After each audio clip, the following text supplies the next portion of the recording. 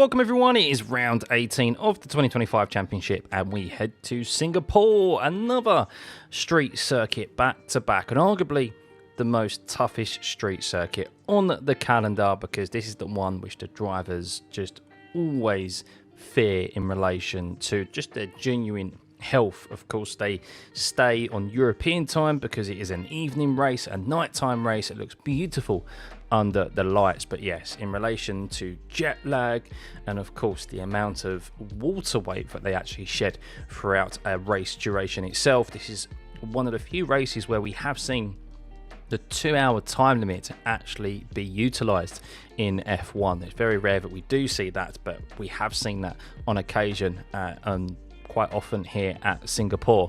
That is really taking a toll on the drivers' bodies. If anyone wants to see how much of a toll it takes, just go and have a look at the recent Drive to Survive series, where they did a special episode with the drivers and their handheld. They gave them mobile phones to film themselves, and well, there was quite a worrying sight in relation to George Russell, where he was physically sick and almost seemed like he had a panic attack of some sort. But yeah, it really shows how much stress they put themselves through a race duration here at Singapore. But as always, there's plenty to look forward to. The Drivers' Championship is still on the line, and well, can Max Verstappen get himself fully back into it? Can he make it 3 in a row? Let's dive into the detail and see if he can. So it's a normal race weekend here, no sprint race yet. Next year we will be getting a sprint race here. Don't get me started on that. But yes, if you are going to be choosing to tune into one practice session this weekend, as always, it is FP2. And it's more important that you tune into FP2 here this weekend, because with it being an evening race, there is only one practice session which is conducted in the evening at the same time that the qualifying and the race will be getting underway, and that is FP2 on a Friday. So yeah, if you're going to pick one, choose FP2. It's the most representative session with track temperature, time of night, etc., and that's the one to keep an eye on. Plus, it looks a lot better Singapore in the evening than it does during the daytime. Could be a little bit disorientating seeing Singapore in the daytime. So the circuit Singapore has always been a bogey track for many dominant teams and drivers in Formula One since it's been on the calendar since 2008. Has changed its form many a times over the years. We've seen some dodgy chicanes in here and some sections removed and added, and I think the most positive section that this is probably the most positive and best iteration of the circuit we have seen since its introduction in 2008, almost 20 years of this race being on the calendar. And well, what it currently provides us is four DRS zones, because shockingly, this is a circuit that even in this current regulation set, where we know it's difficult to overtake, nigh on impossible sometimes at certain circuits, it has been kind of the case throughout its lifespan on the calendar. Singapore has always been a tricky circuit to overtake. You need a considerable tyre advantage or a mistake from someone to be able to make an overtake, and we'll touch on the tyres and the strategy element, which is going to play an influential role here this weekend, no doubt.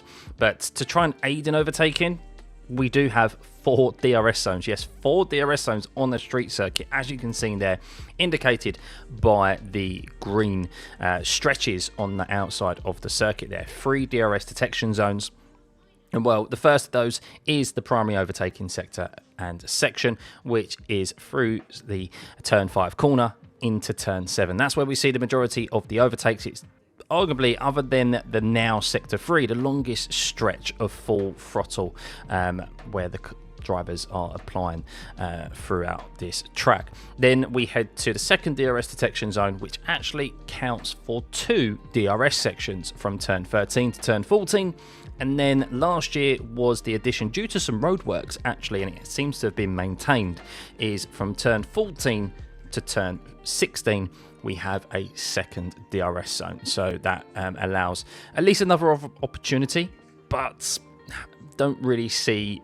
We saw a bit of overtaking there, but because it's out of such a slow corner, turn 14, it's very tricky to try and get the traction with the dirty air and overtake down into turn 16 unless you have a significant tyre advantage. And then the last one is the down the start finish straight, which Also, because of the nature of the last couple of corners, the dirty air, so prevalent here, we very rarely see that utilised, and it is only kind of used to try and close up the gap to set yourself up through the the first couple of corners, basically, to stay close and utilise that DRS zone from turn 5 to turn 7. So yes, a bit of DRS action here.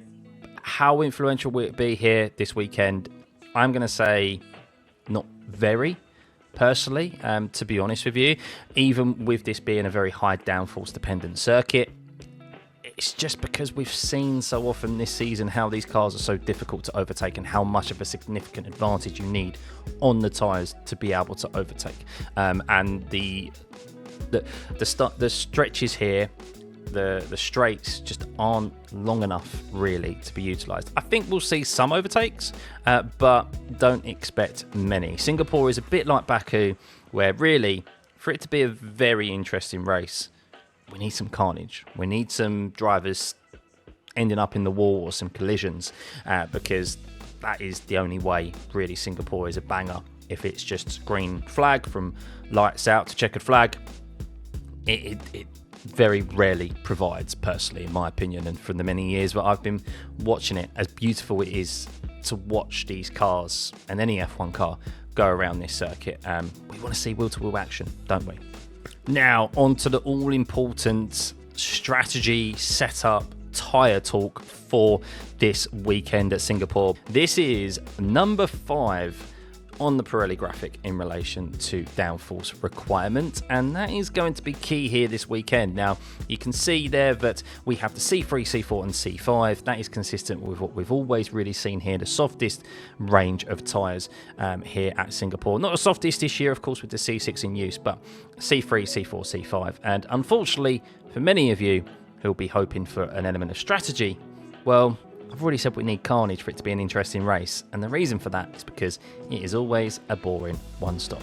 As you can see on your screen right now, last year it was a simple one-stop, a hard to medium compound tyre or vice versa, and we do almost see, to a certain extent, depending on the track conditions, we sometimes see this negative degradation that we've seen in previous races where Max Verstappen has actually been dominant. And what I mean by that is that the tyre doesn't degrade as it should. It should get slower. It should lose grip as it gets older in life, as it has more usage. However, we haven't seen that over the previous race weekends in Monza and Baku.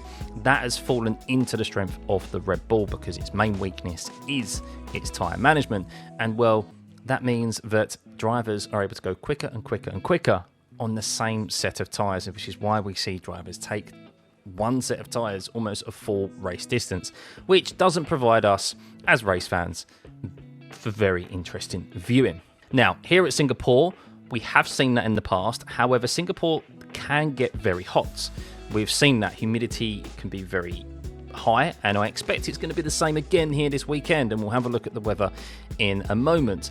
But you can see there, it's the right rear that really does take a battering here. It's the rears, and especially with dirty air, it's a bit of a unique circuit because it does have the last couple of corners in particular is a fast, high-loaded corner, and you'd expect drivers to be able to stay close through there when so many of the other corners on this circuit, the majority of them, are rear traction limited. They're very slow. They're kind of 90 degree, sometimes even lower than that, more acute angles out of corners. And what that does, it makes it a bit difficult for drivers, especially in dirty air, to manage those rears. And what we see is them really only be able to go on attack for a couple of laps before the tyres start to basically fall away from them on the rears. And then when it comes to, of course, the fast last couple of corners, where we've seen many drivers, Lance Stroll and Carlos Sainz last year, go off there.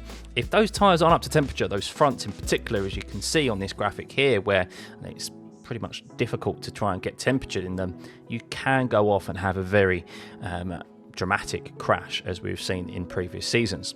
So it's all about the rear tyres.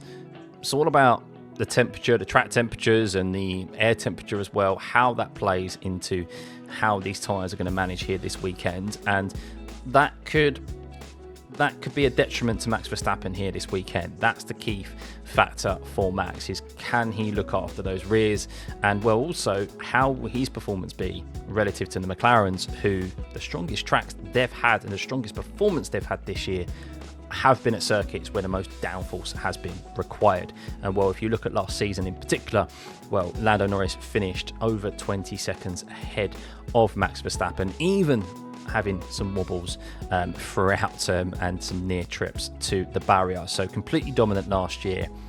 And touching on my predictions here, I do think that McLaren are going to be that dominant force again. I think this is going to be a 1-2 for them, unless some shenanigans happen between the two of them. They're not, of course, they're of course privy to mistakes, as we have seen throughout this season, and most recently with Oscar Piastri at Baku. But that's something to keep an eye on. And well, in relation to strategy, well, the overcut and the undercut works here, to be honest with you. If you can look after those rear tyres, the overcut can work, because ultimately what you want is clean air here. So it's whether you need to, the strategists are going to be looking at where they can position their cars out on circuit, because clean air is king, more so at this circuit than it is at others. It's very similar-esque to Monaco. Qualifying is where it's going to be arguably won or lost this weekend, barring some maybe poorly timed safety cars, some red flags, etc., which never rule out, of course. And yeah, that is basically kind of it for the strategy. It's quite a boring one stop. There could be multiple stops if there are of safety cars, but in relation to a two-stop, is it worthwhile doing? Not really under green flag conditions, because if you remember, 2023, Carlos Sainz and Lando Norris had only done the one stop. Mercedes decided to do the two stop. They did the extra stop onto the mediums, and they were rapid. They caught up to the back of Sainz and Norris very quickly, but then they hit a roadblock. They didn't have that advantage by the time they caught them to overtake. Catching is one thing, overtaking is another. So that's the current state of affairs and what we can expect in relation to strategy, tyres and setup here this weekend. So we'll touch on who will be the big performers for this weekend, or who I predict. It's kind of, there's a pattern developing. Some cars are better at low downforce circuits, low deck circuits. Some are much better at high downforce circuits with better tyre management, as an example. So yeah, we'll touch on those predictions very shortly, but we need to look at what is also going to play a big factor here this weekend, and that is the weather. So the weather, we are looking at the Met Office here, and well, I have seen this weather fluctuate depending on which website, which reporter you go to. As I'm recording this is currently Tuesday, and well, on the Friday it does look like that there is a chance of rain in the morning, and then later on in the afternoon it is disappearing. Here, chance of precipitation is quite low, and as you can see, sunny changing to partly cloudy by night time. So Friday looks like it's going to be pretty dry for the most part for when the drivers are out on track. And then, well, the temperature, the air temperature in particular, 29 degrees Celsius. If we convert that to Fahrenheit, 83 to 84, feels like 88 to 89. That's in the middle of the afternoon, and then in the evening it's still quite a high humidity, above 80 Fahrenheit and around 29 degrees Celsius. Feels over 30 degrees Celsius at 7 o'clock in the evening, 8 o'clock in the evening. That is very high. So that's not going to do very good for the tyres, for sure. So definitely something that the drivers will have to be thinking about. And then as we head on into the Saturday, it looks like it's going to be relatively dry, sunny intervals, and well, it looks like it's going to be even hotter. As you can see there, feeling like 93, 92, whereas 87. Qualifying is in the evening, that's just over 80. And then if we head to Sunday, well, not as much detail at the moment. Of course, many things can change. I have seen wet weather for this weekend on some weather reports, so that may still change. Still plenty of plenty of days ahead of us for that to flip on its head. And you can see here, Celsius wise, when the race is going to be getting underway in the evening time, it's around 30 degrees Celsius. Fahrenheit, it's 84, 87, feels like 93. So yes, weather, it's going to be hot and humid as it always is here. And well, could we see some rain? Potentially. That will provide us with that chaos, that carnage potentially, which will provide us an interesting race. But if it is a green flag race from lights out to checkered flag, it could be your typical performers that we have seen this season doing very well. And that will bring us right onto our predictions. So let's start with the big one, Max Verstappen. Can he win for a third time in a row? Can he get another pole position? And well, yes, never say never. Apparently, Red Bull, they seem quietly positive that they've made improvements and steps forward with the car. However, I don't think he's going to have an opportunity at winning this weekend unless there is a collision, there is some shenanigans that happen between the two McLaren drivers, because I do think the McLarens are going to be dominant. I think it's going to be just back to normal, dominant McLaren. Who comes out on top? I don't know. Can Oscar Piastri bounce back? That's the big question. Will Lando Norris, he has good vibes here. He's been I think he's actually been pretty good. Has he dominated Oscar Piastri when it comes to street circuits this year? I'm trying to think of the street circuits we've been to, but he got pole position at Monaco and won there. He out-qualified him when it came to Baku. Of course, Oscar didn't do too well there. So the last few street circuits I can think on the top of my head at least, Oscar Piastri has been second best to Lando. So Lando probably has that advantage, that mental advantage heading into this weekend, especially with what happened recently to Oscar in Singapore. It's probably not the best circuit that Oscar wants to be heading to straight after what happened with Baku. More walls. He probably likes something with a bit more runoff. But back to Max, I'm not confident in the fact that they have made these big leaps and bounds forward that they believe they have. I think, of course, they have to talk positively about the car, and quite evidently they were the dominant package when it came to Baku and Monza the last two race weekends. But as I have stated many times already, those two race tracks were very specific to how the Red Bull performs very well this season. Negative degradation, so don't have to worry about the tyres falling off at all. You can just go as fast as possible. Low downforce packages. I mean, it was arguably the same rear wing that they were running at Monza, which seems to really balance the car well for Max and put it in that right window of operation where he likes the car to be. And they had also a brand new power unit that has been added to the car in Monza as well, which was also an added benefit for him. So Singapore is a complete opposite end of the scale, apart from the tyre management where there's not a lot of degradation, but you still have to look after those rears. Those rears can fall off, and it's not a smoother track surface as what Baku is. It's going to be a lot hotter conditions as well. I think Max will finish third. I think he'll be comfortably third. I think it's going to be a similar performance to what we saw last year in Singapore, where he split the two McLarens and he was comfortably second best. But this time I think it's going to be between Lando and Oscar. They're going to be a cut above the rest. They're going to drive off into the distance as long as they keep it clean. A big if.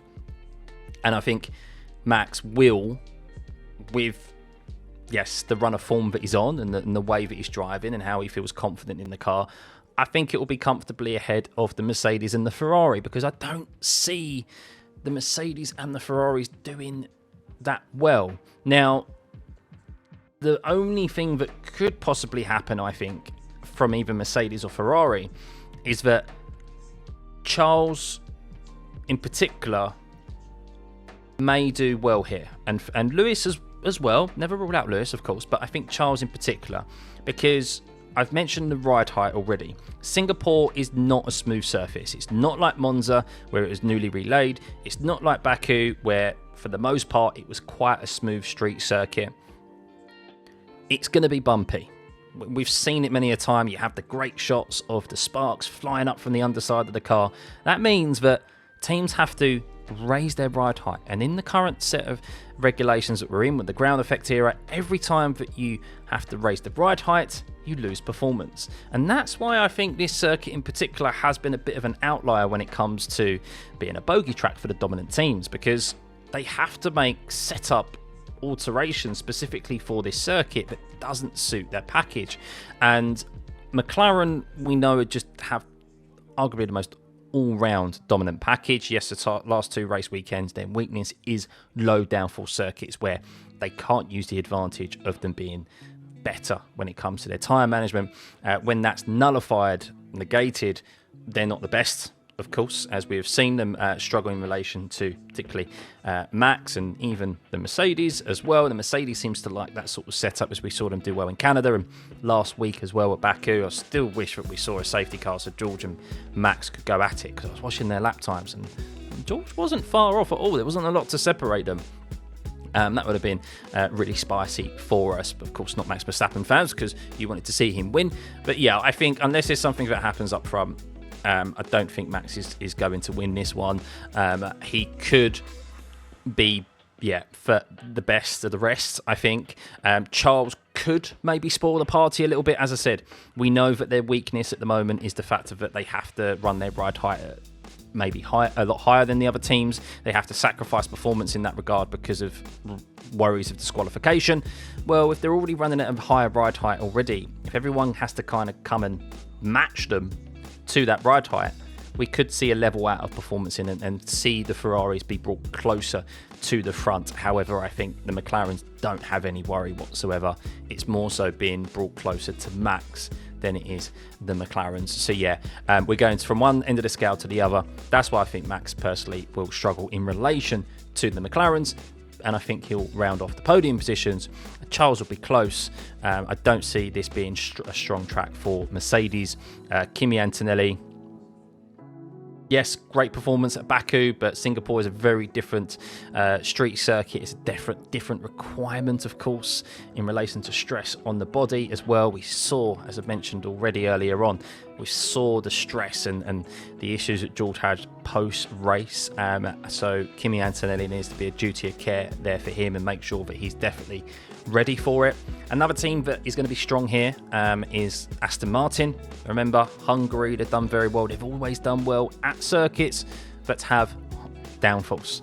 And well, that's where really all their updates have been geared around, has been adding downforce to the car.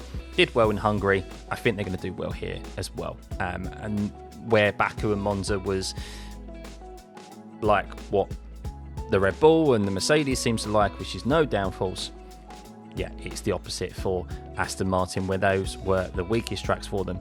They're going to be much better here, and I expect Alonso to be having a very, very good qualifying. Lance Stroll, who knows what's going to happen with Lance Stroll? He doesn't go well here, of course.